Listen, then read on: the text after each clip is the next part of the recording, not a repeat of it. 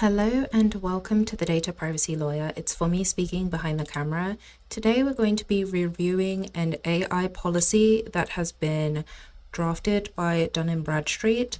So I'm going to be doing a series on the channel. We're going to be looking at public-facing artificial intelligence documentation by organizations.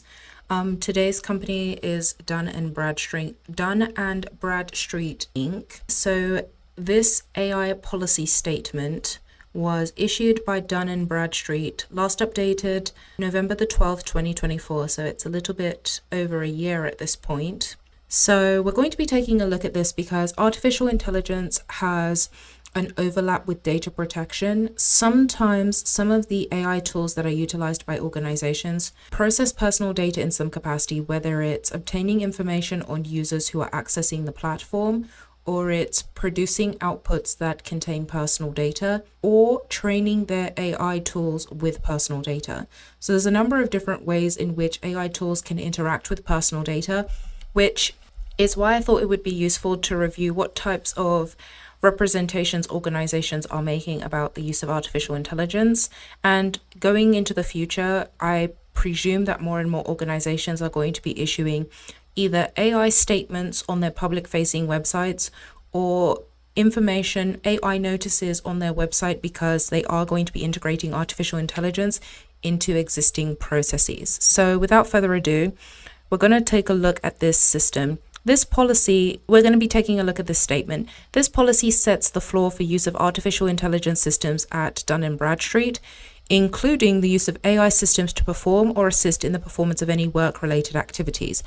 Now, I've highlighted this sentence because it sets the scope associated with the policy. So anything that Dun & Bradstreet is utilizing AI for, whether it's the use of AI systems to perform any work-related activities, I look at this and my first instinct is it probably has a correlation with employees, because they said it's work-related activities. Now, I don't know the scope of what constitutes work-related activities, but the first thing that I noticed was this portion of the sentence. One, it tells consumers what's applicable to them and what they should be reviewing, if the AI statement is even something that they should review.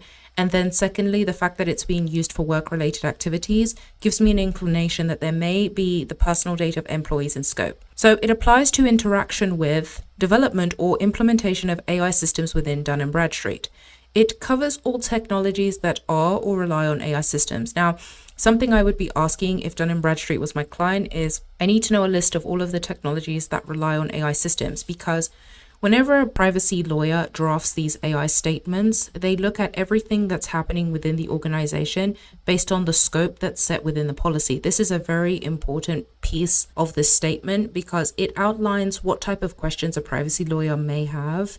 And whenever I mark these up or draft these for clients, I always make sure that there's a scope in place and really identifying what's in place and which consumers we're targeting that would be interested in understanding the information as it pertains to the use of artificial intelligence systems.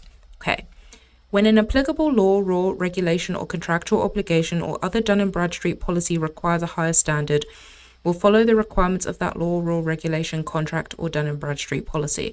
I think this is a really important statement or sentence to add to any AI statement or policy, because the applicable laws pertaining to how artificial intelligence is utilized within organizations is constantly changing. So having this type of sentence is really useful in that Dun & Bradstreet is basically acknowledging the fact that the laws are constantly changing, rules and regulations, as it pertains to AI systems.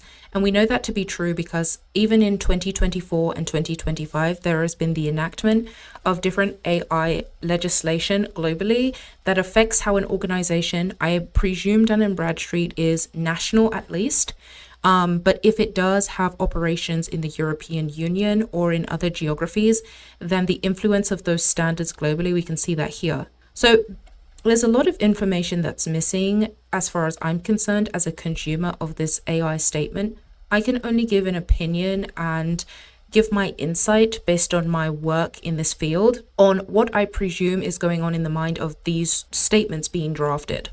Okay, so They've talked about some of the principles and operating standards, transparency and explainability. Transparency is a really foundational tenet of data protection because anytime an organization does process personal information, transparency is required. It's a tenet of data protection laws, and it basically states that organizations, anytime they process personal data, should be transparent about how they process that information. And that also applies to the utilization of AI systems. Now, explainability is a kind of newer concept in that explainability means that organizations have a responsibility to be able to explain why their AI system or tool is producing a particular type of output.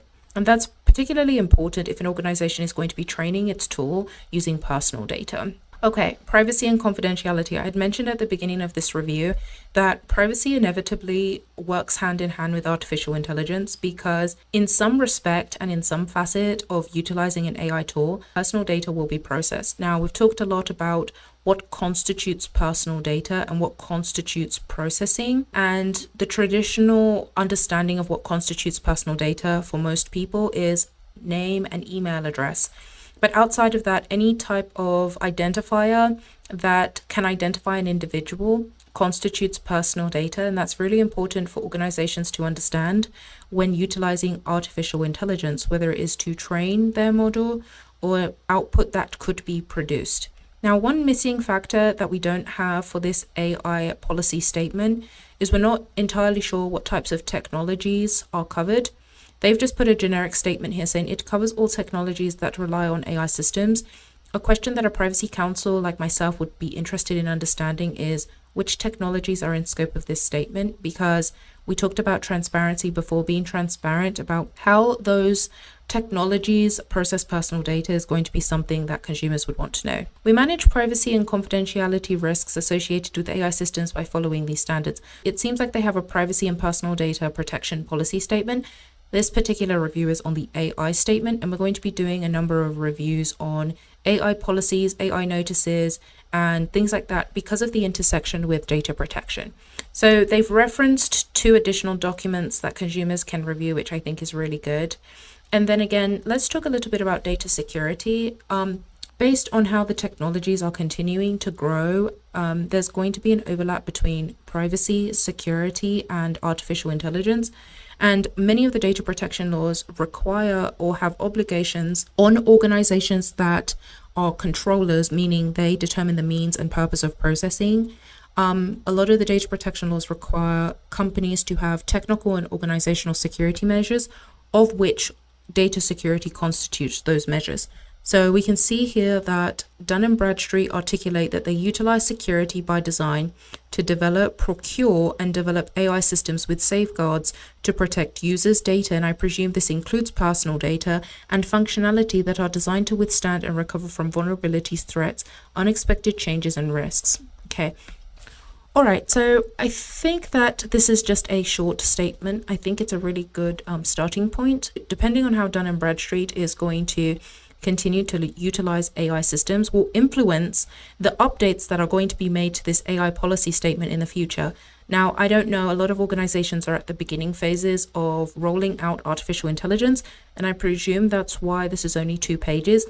As time goes on, we're going to see more organizations having AI statements on their website, and we're also going to see more details on this particular insight. It covers all technologies that rely on AI systems. Additional insight is likely going to appear on more organizations' websites as and when they implement and utilize different AI systems.